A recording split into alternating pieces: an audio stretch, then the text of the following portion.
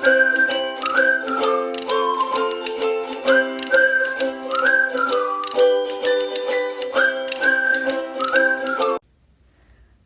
बच्चों, आज हम स्टार्ट करने जा रहे हैं जनरल ऑर्गेनिक केमिस्ट्री का लेक्चर 4। और अभी तक इस सीरीज़ में 3 लेक्चर्स ऑलरेडी हमारे चैनल पे अपलोड हो चुके हैं।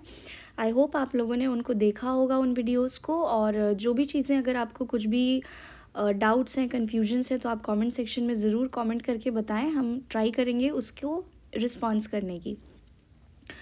ठीक है, तो आज का लेक्चर जो होगा वो हमारा बॉन्ड फिजन पे बेस्ड होने वाला है। तो आज का गोल हमारा रहने वाला है कि हम किस तरीके से जो ऑर्गेनिक रिएक्शंस होते हैं उसमें बॉन्ड को किस तरीके से ब्रेक करते हैं, यानी किस तरीके से उनका फिजन होता है। तो गोल आज का हमारा है पढ़ना bond fission in organic reactions. Organic reactions, इसमें बेसिकली हम 2 तरीके के बॉन्ड फिजन्स को डिस्कस करने वाले हैं आज। पहला होगा homolytic bond fission, homolytic bond fission. And next होगा हमारा heterolytic bond fission, heterolytic bond fission. तो ये दोनों जो टॉपिक्स हैं, यही आज का हमारा गोल है। और एक एक करके स्टार्ट करते हैं इनका डिटेल डिस्कशन। तो सबसे पहले स्टार्ट करते हैं डिस्कशन होमोलिटिक बॉन्ड फिजन। और उससे पहले देख लेते हैं कि हमारा बॉन्ड फिजन एक्चुअली में होता क्या है। What is bond fission?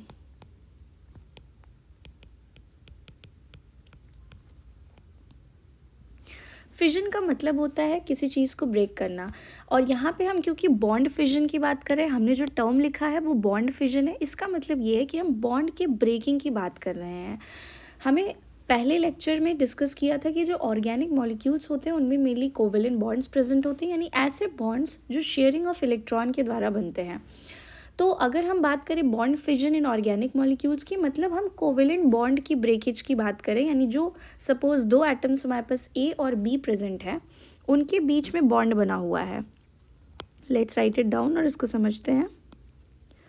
हमारे पास है ए और बी के बीच में बना हुआ एक ये कोवेलेंट बॉन्ड, सिंगल बॉन्ड के थ्रू ए और बी मॉलिक्यूल लिंक्ड है। तो हम क्या कर रहे हैं, हम इसी बॉन्ड को ब्रेक करने की बात कर रहे हैं। और ये बॉन्ड प्रेजेंट है, इसी को ब्रेक करने के यहाँ हमारे पास 2 मेथड्स होते हैं ऑर्गेनिक रिएक्शंस में। या तो हम होमोलिटिकली बॉन्ड को ब्रेक करेंगे या तो हम हेट्रोलिटिकली बॉन्ड को ब्रेक करेंगे। और किस तरीके से इन दोनों केसेस में इस कोवेलेंट बॉन्ड की ब्रेकिंग होती है, इसी को समझना आज का हमारा गोल होने वाला है।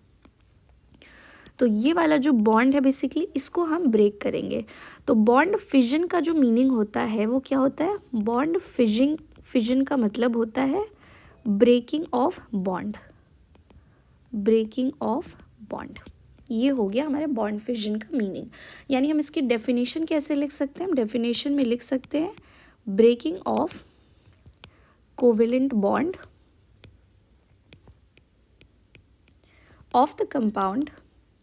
कोई भी कंपाउंड हो सकता है, उसमें जो कोवेलेंट बॉन्ड फॉर्म हुए हैं एटम्स के बीच में, उन्हीं को ब्रेक कर रहे हैं। तो breaking of covalent bond of the compound is known as bond fission, is known as bond fission.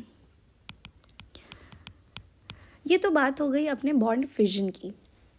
अब जैसे कि मैंने बताया था स्टार्टिंग में कि 2 कैटेगरीज होती हैं बॉन्ड फिजन की, उनको एक एक करके डिस्कस करते हैं।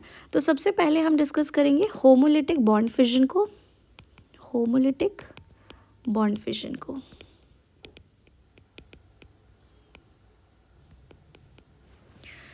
अगर मैं बात करूं होमोलिटिक बॉन्ड फिजन की, तो ये एक ऐसा बॉन्ड फिजन होता है जिसमें जो 2 एटम्स हैं उनके बीच में जो शेयर्ड पेयर ऑफ इलेक्ट्रॉन है, यानी जो 2 इलेक्ट्रॉन्स उन दोनों एटम्स के बीच में शेयर हो रहे हैं, वो इस तरीके से बॉन्ड ब्रेक होगा कि एक एक इलेक्ट्रॉन दोनों एटम्स के पास चले जाएंगे।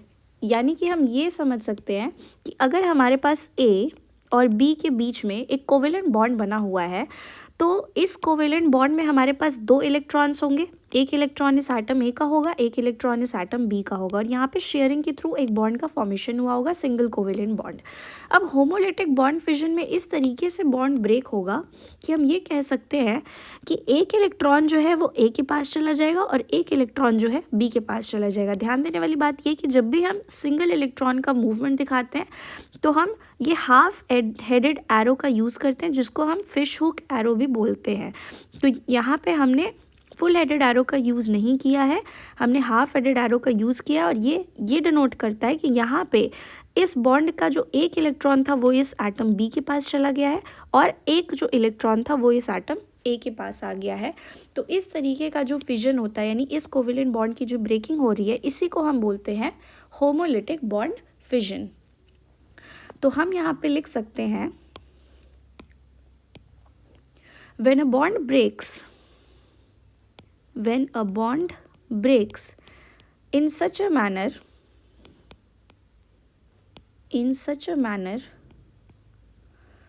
that each of the atom retains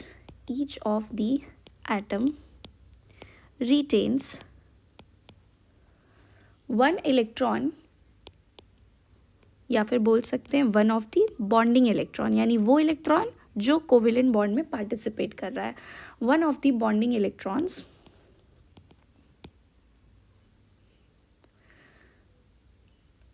then such a process is known as homolytic bond fission। अब ध्यान देने वाली बात ये कि हम इसको होमोलिटिक बॉन्ड फिजन भी बोल सकते हैं, या फिर होमोलिटिक बॉन्ड क्लीवेज भी बोल सकते हैं, या फिर हम इसको होमोलिसिस भी बोल सकते हैं। तो ये सारे टर्म्स जो हैं, जो हम इंटरचेंजेबली यूज़ कर रहे हैं या फिर बुक्स में मेंशन होते हैं, उन सब का मीनिंग एक ही है। तो इस पॉइंट को भी हम नोट डाउन कर सकते हैं कि ये जो होमोलिटिक बॉन्ड फिजन होता है, इसको हम होमोलिटिक क्लेवेज या फिर होमोलिसिस भी सिंपली बोल सकते हैं। ठीक है, तो ये हमने दो इम्पॉर्टेंट पॉइंट्स को डिस्कस कर लिया कि किस तरीके से अपने पास होमोलिटिक बॉन्ड फिजन होगा।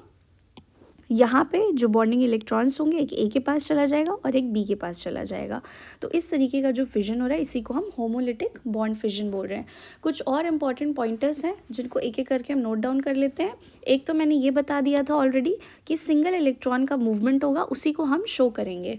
तो यानी कि यहाँ पे हम ये लिख सकते हैं movement of single electron takes place, क्योंकि एक एक इलेक्ट्रॉन दोनों एटम्स के पास चला गया है। तो movement of single electron takes place, इस प्रोसेस में एक ही इलेक्ट्रॉन मूव करेगा instead of an electron pair. Electron pair move नहीं करता है, instead of an electron pair. उसके बाद जो नेक्स्ट पॉइंट ये है कि ये जो होमोलिटिक फिजन्स होते हैं वो मेनली या तो गैस फेज में होते हैं या फिर नॉन पोलर सॉल्वेंट्स में होते हैं। ठीक है, पोलर एंड नॉन पोलर क्या होता है, कैसे हम पोलर नॉन पोलर सॉल्वेंट्स को कैटेगराइज करते हैं, इसका मैं एक डिटेल वीडियो भी बनाऊंगी इन फ्यूचर, जल्दी ही अपलोड हो जाएगा वो वीडियो भी। बट अभी के लिए हम इतना समझ लेते हैं कि ऐसे सॉल्वेंट्स जिसमें कोई डाइपोल मोमेंट नहीं है या फिर एटम्स के बीच में इलेक्ट्रोनेगेटिविटी का कोई डिफरेंस एग्जिस्ट नहीं कर रहा, उनको हम नॉन पोलर सॉल्वेंट्स बोल रहे हैं। तो या फिर जो ऑर्गेनिक सॉल्वेंट्स होते हैं वो जनरली नॉन पोलर सॉल्वेंट्स होते हैं। तो हम ये भी कह सकते हैं कि ये जो रिएक्शंस होती है गैस फेज में होते हैं या फिर नॉन पोलर सॉल्वेंट्स में होते हैं। और कुछ स्पेसिफिक रिएजेंट्स होते हैं जो होमोलिटिक फिजन को मेनली कैटलाइज करते हैं। तो ये पॉइंट भी हम ऐड कर लेते हैं, अकर्स इन गैस फेज और in non polar solvents and is catalyzed by reagents। उन reagents को एग्जाम्पल अभी हम नेक्स्ट पॉइंटर्स में डिस्कस करेंगे। अब सवाल ये उठता है कि ये बॉन्ड फिजन तो हमने करवा दिया, यहाँ पे इस तरीके से हमने बॉन्ड ब्रेक कर तो दिया, लेकिन जब ये बॉन्ड ब्रेक हो रहा है तो बनने वाला स्पीशीज़ है क्या, हम उसको कैसे रिप्रेजेंट करेंगे, ये इंपॉर्टेंट है समझना। तो अगर ये बॉन्ड फिजन हमने इस तरीके से दिखाया है तो इसके बाद जो बनने वाले स्पीशीज़ होते हैं उनको हम कहते हैं फ्री रेडिकल्स या फिर सिंपली रेडिकल्स भी बोल सकते हैं। और हम उनको शो करते हैं इस तरीके के डॉट से। इसका मतलब ये होता है, ये जो हमने डॉट रिप्रेजेंट किया है यहाँ पे, इसका मतलब ये होता है कि इस बॉन्ड का एक इलेक्ट्रॉन जो है वो इस एटम ए के पास आ गया, तो हमने ए के पास एक इलेक्ट्रॉन को इस तरीके से शो कर दिया। और इस बॉन्ड का जो दूसरा इलेक्ट्रॉन है वो एटम बी के पास आया है, तो हमने बी पे भी इस सिंगल डॉट को शो किया, यानी एक इलेक्ट्रॉन ए के पास है और एक इलेक्ट्रॉन बी के पास है। और ये जो बनने वाले स्पीशीज़ हैं जिनको हमने इस तरीके से ए डॉट और बी डॉट से रिप्रेजेंट किया हुआ है, इन्हीं को हम बोलते हैं फ्री रेडिकल्स। ये जो बने हैं ये होते हैं फ्री रेडिकल्स, या फिर हम इनको सिंपली रेडिकल्स भी बोल सकते हैं, फ्री रेडिकल्स और सिंपली रेडिकल्स। तो नेक्स्ट पॉइंट हमारा ये हो जाएगा कि homolytic fission results in formation of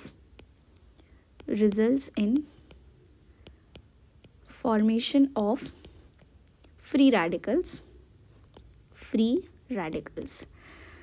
और फ्री रेडिकल्स होते क्या हैं? तो ऐसी स्पीशीज़ जिनके पास एक अनपेयर्ड इलेक्ट्रॉन प्रेजेंट हो, स्पीशीज़ हो सकता है, एटम हो सकता है, ग्रुप ऑफ एटम्स हो सकते हैं, कुछ भी हो सकते हैं। अगर ऐसा कोई स्पीशीज़ है जिसके पास एक अनपेयर्ड इलेक्ट्रॉन प्रेजेंट होगा, उसको हम बोलते हैं फ्री रेडिकल। तो फ्री रेडिकल को भी यहीं पे लगे हाथ डिफाइन कर लेते हैं। स्पीशीज़ ब्रैकेट में हम लिख सकते हैं एटम्स और ग्रुप्स which contain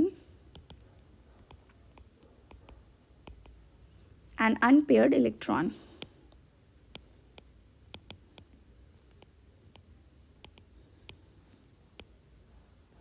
ये हो गया अपने फ्री रेडिकल की डेफिनेशन। अनदर पॉइंटर जो हम यहाँ पे फ्री रेडिकल के लिए लिख सकते हैं वो ये कि फ्री रेडिकल्स जो होते हैं वो एक्चुअली में काफ़ी रिएक्टिव होते हैं। क्यों? क्योंकि इनका ऑक्टेट जो होता है वो कंप्लीट नहीं होता है और इनको एक इलेक्ट्रॉन चाहिए होता है टू कंप्लीट देयर ऑक्टेट। तो हम ये पॉइंट भी नोट डाउन कर लेते हैं। Free radicals are very reactive species, very reactive species because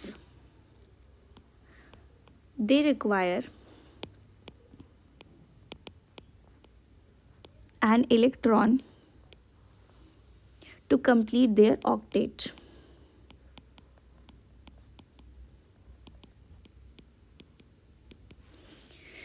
तो यहाँ तक हमने ये सब कुछ समझ लिया कि होमोलिटिक बॉन्ड फिजन होता कैसे है और बनने वाले स्पीशीज़ को हम बोलते क्या हैं। अब जो इम्पॉर्टेंट कंडीशंस है कि किस कंडीशन में होमोलिटिक फिजन एक्चुअली में होगा, उनको भी नोट डाउन करते हैं। उससे पहले मैं उन कंडीशंस को एक्सप्लेन कर देती हूँ बेसिकली। तो जो होमोलिटिक फिजन होता है वो या तो यूवी लाइट के प्रेजेंस में हो सकता है, या फिर हमें रिएक्शन में अगर हीट कर रहे हैं तो भी हो सकता है, इलेक्ट्रिसिटी के प्रेजेंस में भी हो सकता है, या फिर कुछ रेडिकल इनिशिएटर्स अगर हमने रिएक्शन मीडियम में ऐड किए हुए हैं, रेडिकल इनिशिएटर्स लाइक पेरोक्साइड्स हो सकते हैं, एग्जाम्पल दूंगी मैं अभी। तो इस तरीके के जो स्पीशीज़ होते हैं पेरोक्साइड्स, वो भी क्या करते हैं, फ्री रेडिकल का जनरेशन करते हैं। और अगर फ्री रेडिकल का जनरेशन हो रहा है तो वहाँ पे होमोलिसिस हो रही होगी। यानी कि हम ये समझ सकते हैं कि इंपॉर्टेंट कंडीशंस में या तो यूवी लाइट दिया हो, या तो हीट दिया हो, इलेक्ट्रिसिटी दिया हो, या फिर कुछ रेडिकल इनिशिएटर्स लाइक पेरोक्साइड्स अगर प्रेजेंट है रिएक्शन मीडियम में, तो वहाँ पे होमोलिसिस होगी या फिर होमोलिटिक बॉन्ड फिजन होगा। तो कंडीशंस क्या क्या है अपने पास? Conditions for homolytic bond fission,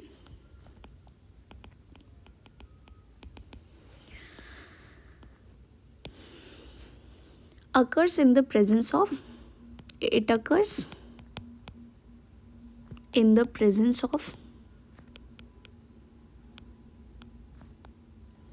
UV light or heat or electricity। It can also occur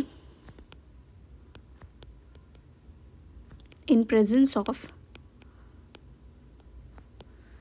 radical initiators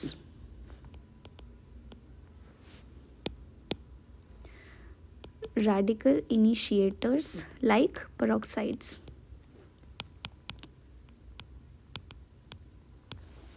एक पेरोक्साइड का एग्जाम्पल भी देख लेते हैं। जैसे अगर हम बात करें एल्काइल पेरोक्साइड की, फॉर एग्जांपल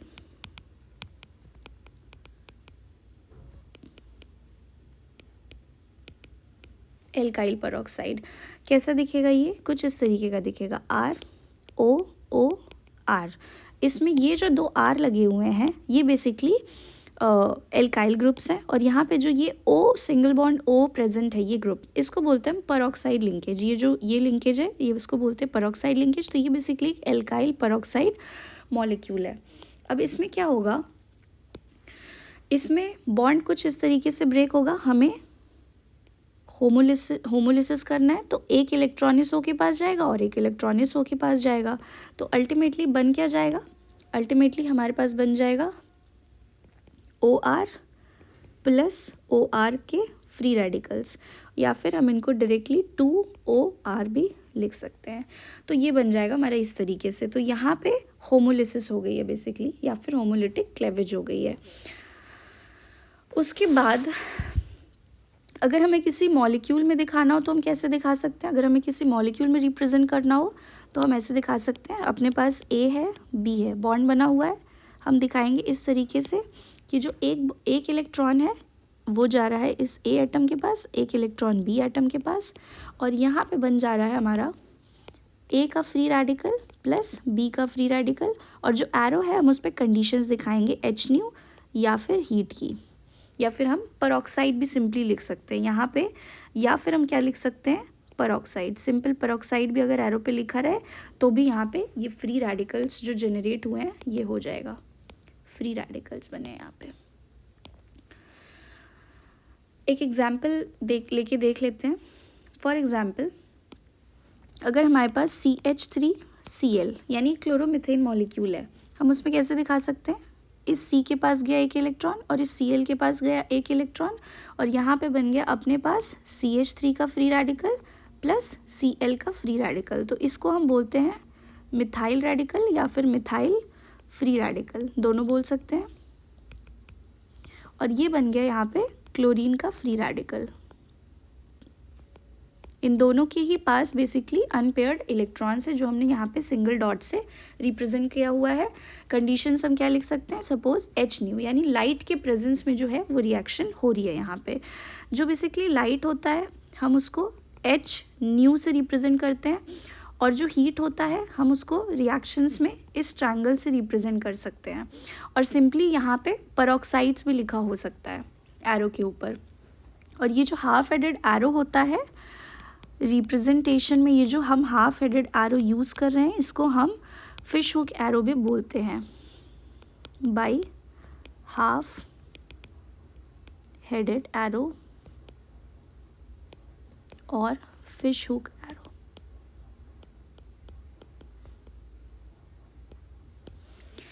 तो ये हो गया अपना representation part complete.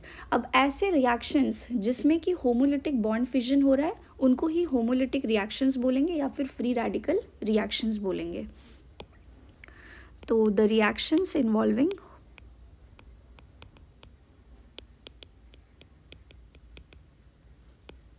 Homolytic bond fission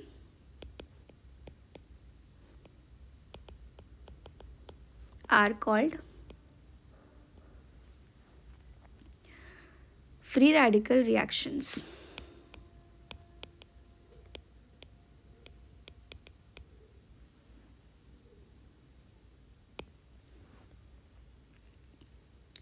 तो यहाँ तक हमने होमोलिटिक बॉन्ड फिजन को कम्प्लीटली डिस्कस कर लिया है। फ्यूचर में जब हम रिएक्शन मैकेनिज्म डिटेल में स्टार्ट करेंगे तो उसमें हम देखेंगे कि कहाँ पे ये होमोलिसिस हो रहा है और कहाँ पे जो हेट्रोलिटिक क्लेवेज जिसकी हम अभी आगे डिस्कशन करने वाले हैं वो हो रहा है।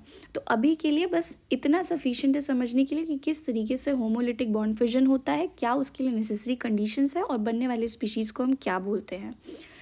उसके बाद नेक्स्ट टॉपिक जो अपना है वो है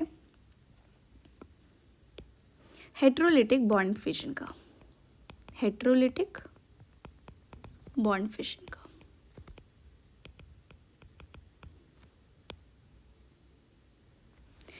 तो बेसिकली जो हेट्रोलिटिक बॉन्ड फिजन होता है उसमें दो एटम, सपोज ए और बी हमारे पास दो एटम्स है, they are joined by single covalent bond. तो उसमें जो बॉन्ड होगा वो इस तरीके से ब्रेक होगा कि जो बॉन्ड पेयर के दोनों इलेक्ट्रॉन्स है वो किसी एक एटम के पास चले जाएंगे, मतलब या तो वो एटम ए के पास चले जाएंगे या फिर वो एटम बी के पास चले जाएंगे। अगर अपने पास ए और बी के बीच में ये सिंगल कोवेलेंट बॉन्ड बना है जिसमें दो इलेक्ट्रॉन्स शेयर हुए हैं, तो बेसिकली इस तरीके से बॉन्ड का क्लीवेज होगा कि या तो वो बी के पास कंप्लीटली चले जाएंगे या फिर दूसरा केस क्या हो सकता है, दूसरा केस ये हो सकता है कि वो ए के पास कंप्लीटली आ जाए, इस तरीके से। तो दोनों ही केसेस में हम बोलेंगे कि हेट्रोलिटिक बॉन्ड फिजन हो रहा है, यानी कि जो बॉन्ड के दोनों इलेक्ट्रॉन्स हैं वो या तो ए के पास आ जा रहे हैं या तो बी के पास चले जा रहे हैं। तो इस तरीके से जो क्लेवेज होता है या बॉन्ड का ब्रेकिंग होता है उसको हम हेट्रोलिटिक बॉन्ड फिजन बोलते हैं। इसको नोट डाउन कर लेते हैं।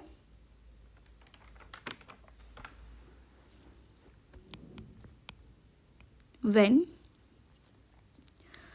a bond breaks in such a manner that both of its electrons stay with one of the atoms, then the process is known as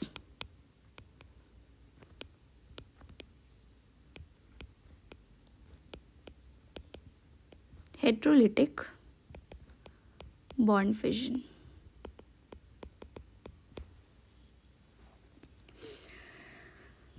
तो यहाँ पे ये जो हमने बॉन्ड फिजन दिखाया है ये बेसिकली हेट्रोलिटिक बॉन्ड फिजन को डिनोट करता है। दूसरा इंपॉर्टेंट पॉइंट ये कि हम क्योंकि यहाँ पे फुल हेडेड एरो से रिप्रेजेंटेशन कर रहे हैं, तो फुल हेडेड एरो जो होता है वो हमेशा रिप्रेजेंट करता है movement of an electron pair, यानी दो इलेक्ट्रॉन्स के मूवमेंट को ये जो फुल हेडेड एरो है वो रिप्रेजेंट कर रहा है। तो हम यहाँ पे नोट डाउन कर सकते हैं movement of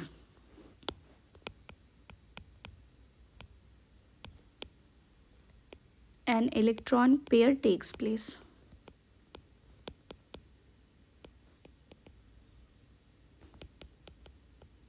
एक पूरा इलेक्ट्रॉन पेयर ही यहाँ पे मूव कर रहा है।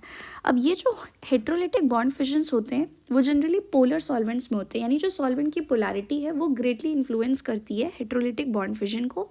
और दूसरा ये कि ये एसिड्स या बेसिस इस तरीके के रिएजेंट से कैटेलाइज होते हैं हेट्रोलिटिक बॉन्ड फिजन्स। तो हम ये लिख सकते हैं occur in polar solvents and catalyzed by acids और bases, इस तरीके के रिएजेंट से कैटेलाइज होते हैं। अब सवाल ये है कि जब हेट्रोलिटिक बॉन्ड फिजन हो रहा है तो बेसिकली फॉर्मेशन किस चीज़ का हो रहा है, यानी जो स्पीशीज़ बन रहे हैं हम उनको बोलते क्या हैं। तो जो हेट्रोलिटिक बॉन्ड फिजन से बनने वाले स्पीशीज़ होते हैं वो या तो कार्बोकैटायन होते हैं या फिर कार्बोनायन होते हैं। एक बार हम उन रिएक्शंस को देखते हैं। जैसे अपने पास ए और बी में बॉन्ड बना हुआ था, सिंगल बॉन्ड, हमने क्या किया उसको इस तरीके से तोड़ा।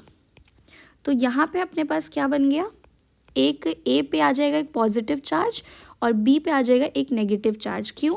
क्योंकि जो ये बॉन्ड था इसके दोनों इलेक्ट्रॉन्स कहाँ चले गए, बी के पास। तो बी कैरी करेगा अब एक नेगेटिव चार्ज और ए के पास कुछ नहीं बचा। इस इलेक्ट्रॉन यहाँ पे जो इलेक्ट्रॉन पेयर था वो दोनों ही बी एटम के पास चले गए, इसलिए ए पे आ गया एक पॉजिटिव चार्ज।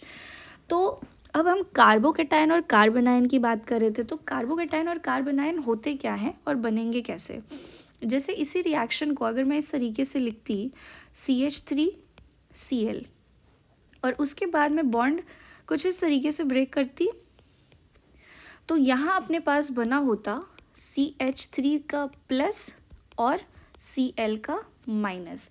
ऐसे मैंने क्यों ब्रेक किया, यहाँ पे मैंने इसी को क्यों दिखाया, Cl पे ही ये एरो क्यों दिखाया, CH3 पे क्यों नहीं दिखाया, क्योंकि हमें पता है कि अगर कार्बन एटम और क्लोरीन एटम दोनों की इलेक्ट्रोनेगेटिविटी को कंपेयर किया जाए तो क्लोरीन जो होता है वो कार्बन के कंपैरिजन में काफ़ी ज़्यादा इलेक्ट्रोनेगेटिव होता है।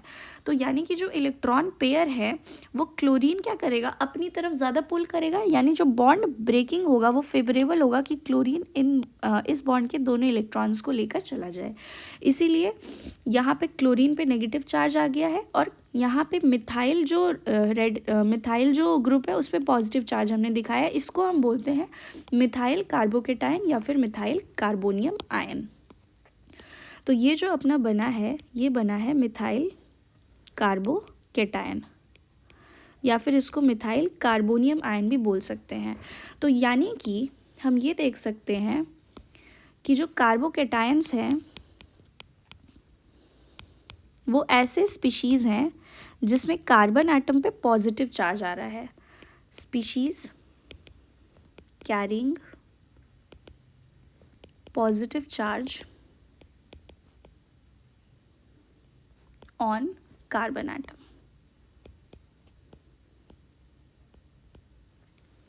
ये होते हैं अपने कार्बोकेटायंस। अगर दूसरे तरीके से बॉन्ड ब्रेक हुआ होता, सपोज हमने इस तरीके का कोई कंपाउंड दिया होता CH3MgBr। अब क्या है कि यहाँ पे ये जो CH3 ग्रुप अटैच्ड है ये बेसिकली एक मेटल सेंटर से अटैच है। अब मेटल क्या होते हैं, इलेक्ट्रोपॉजिटिव नेचर के होते हैं। तो अगर इन दोनों में हम इलेक्ट्रोनेगेटिविटी को कंपैरिजन करेंगे तो कार्बन हमारा ज़्यादा इलेक्ट्रोनेगेटिव है ऑब्वियसली मैग्नीशियम से। तो जो बॉन्ड ब्रेकिंग होगा वो किस तरह से फेवरेबल होगा कि हम इन दोनों इलेक्ट्रॉन्स को कार्बन की तरफ शिफ्ट करें और उसके बाद बनने वाला जो स्पीशीज़ होगा वो कैसा दिखेगा, CH3 negative plus MgBr positive. यानी कि यहाँ पे एक ऐसा स्पीशीज़ का फॉर्मेशन हुआ है जिसपे कार्बन पे क्या आ गया, नेगेटिव चार्ज। इसके ऊपर ऑपोजिट हो रहा था, कार्बन पे पॉजिटिव चार्ज आ रहा था। यहाँ पे जो स्पीशीज़ बना उसमें कार्बन पे नेगेटिव चार्ज आ गया। बेसिकली यहाँ पे भी हेट्रोलिसिस हुआ है क्योंकि दोनों इलेक्ट्रॉन्स जो थे बॉन्ड पेयर के वो किसी एक एटम की तरफ मूव किए। यहाँ पर भी वही हुआ है, एक पूरा ये जो मिथाइल ग्रुप था इसके तरफ आ गए ये दोनों इलेक्ट्रॉन्स। तो हमारे पास आ गया CH3 पे नेगेटिव चार्ज और MgBr पे पॉजिटिव चार्ज। तो ये जो बनने वाला स्पीशीज़ है अपना, इसको हम बोलेंगे मिथाइल कार्बन आयन। ऊपर था मिथाइल कार्बोकेटायन या फिर कार्बोनियम आयन, यहाँ पे होगा मिथाइल कार्ब एनायन क्योंकि नेगेटिव चार्ज आया है। तो अब कार्ब एनायंस को हम कैसे डिफाइन करेंगे, बेसिकली कार्ब एनायंस ऐसे स्पीशीज़ होते हैं जिस पे क्या होता है, कार्बन पे अपना नेगेटिव चार्ज आ जाता है। तो कार्ब एनायंस को अगर हम डिफाइन करेंगे तो वो ऐसे स्पीशीज़ होते हैं carrying negative charge on carbon atom. तो ये हमने जो दोनों एग्जाम्पल्स देखे, ये वाला भी एज वेल एज ये वाला भी, इन दोनों में ही क्या हो रहा है, इन दोनों में ही होमोलिसिस हो रहा है, सॉरी हेट्रोलिसिस हो रहा है। यहाँ पर भी और यहाँ पर भी हेट्रोलिटिकली बॉन्ड क्लेव हुआ है।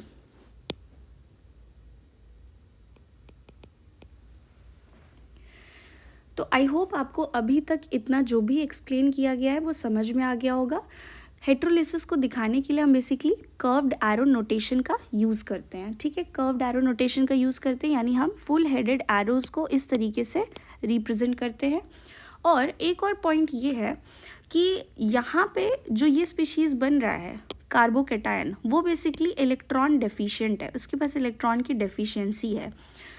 तो यहाँ पे इसके पास सिर्फ 6 इलेक्ट्रॉन्स हैं कार्बन सेंटर के पास, जबकि क्लोरीन के पास क्या है, ऑक्टेट ऑफ इलेक्ट्रॉन्स है, एक नेगेटिव चार्ज प्रेजेंट है। तो जब भी हेट्रोलिसिस होगा तो हमारे पास इस तरीके की स्पीशीज़ बनेंगी कि बनने वाला एक स्पीशीज़ इलेक्ट्रॉन डेफिशिएंट हो जाएगा, उसके पास जनरली 6 इलेक्ट्रॉन्स बचेंगे उसके पास, और जो बनने वाला दूसरा स्पीशीज़ होगा उसका ऑक्टेट कंप्लीट होगा, उसके पास नेगेटिव चार्ज होगा। और जिन रिएक्शंस में हेट्रोलिसिस होती है हम उनको क्या कहते हैं, उनको हम या तो हेट्रोलिटिक रिएक्शंस बोलते हैं या फिर हम उनको हेट्रोपोलर या पोलर रिएक्शंस भी बोल सकते हैं, उन्हीं को हम आयनिक रिएक्शंस भी बोलते हैं। तो काफ़ी सारे टर्म्स यूज़ होते हैं इसको डिस्क्राइब करने के लिए, तो हम इनको भी एक बार मेंशन कर लेते हैं। द रिएक्शंस इन्वॉल्विंग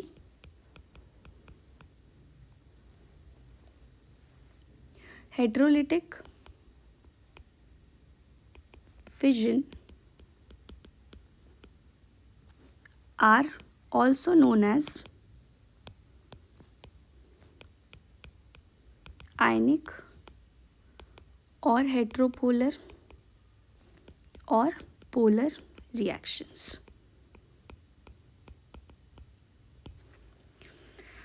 एक नोट करके हम पॉइंट लिख सकते हैं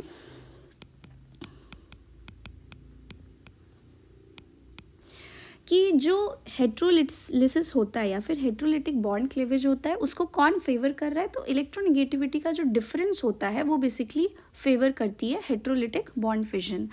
तो डिफरेंस इन इलेक्ट्रोनेगेटिविटी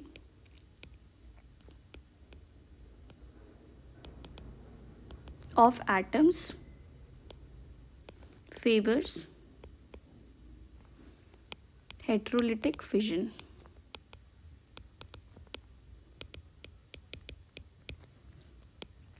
और जो हेट्रोलिटिक फिजन होता है उसमें ज़्यादा एनर्जी रिक्वायर्ड होती है as compared to homolytic fission, because जो आयंस हैं उनमें ब्रेक करना है तो डेफिनेटली ज़्यादा फोर्सेस ऑफ अट्रैक्शन प्रेजेंट होंगे आयंस के बीच में, और उस केस में जो फिजन होता है उसमें ज़्यादा अमाउंट ऑफ एनर्जी रिक्वायर्ड होती है। Heterolytic bond fission requires more energy as compared to homolytic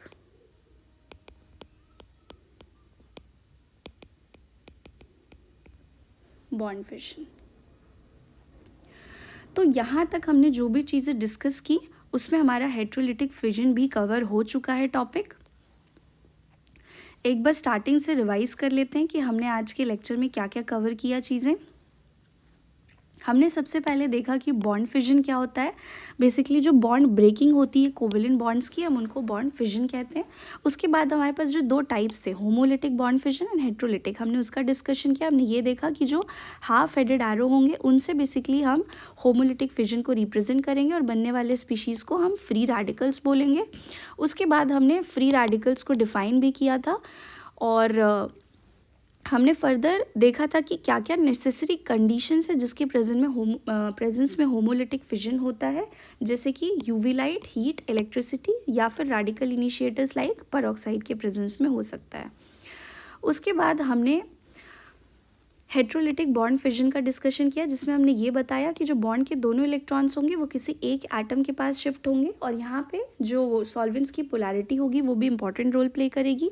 acids या बेस के प्रेजेंस में ये रिएक्शंस कैटेलाइज हो सकते हैं और and also large energy requirement होता है अगर हम होमोलिटिक बॉन्ड फिजन से कंपेयर करें। बनने वाले स्पीशीज़ या तो कार्बोकैटायंस हो सकते हैं, कार्बन आयंस हो सकते हैं, मतलब ऐसे स्पीशीज़ जिन पे कार्बन पे या तो पॉजिटिव चार्ज हो या तो कार्बन पे नेगेटिव चार्ज हो। तो आज का लेक्चर हमारा यहीं पे एंड होता है। अगर आपने हमारे प्रीवियस लेक्चर्स को नहीं देखा है तो मैंने बहुत ही बेसिक से स्टार्ट किया हुआ है। जनरल ऑर्गेनिक केमिस्ट्री जो लेक्चर सीरीज़ है वहाँ पे आप मैं एक प्लेलिस्ट भी क्रिएट कर दूँगी, आप जाके उस प्लेलिस्ट को विज़िट करिए और स्टार्टिंग के लेक्चर्स अगर आपने नहीं देखे हैं तो आप ज़रूर देखिए। और अगर आपको हमारा कंटेंट अच्छा लग रहा है तो आप इस चैनल को लाइक करिए, सब्सक्राइब करिए, because subscribing is obviously free of cost and it will motivate me to make more such informative videos in the future। और शेयर भी करिए, लाइक करिए और पढ़ाई करते रहिए। Keep learning. मिलते हैं नेक्स्ट लेक्चर में।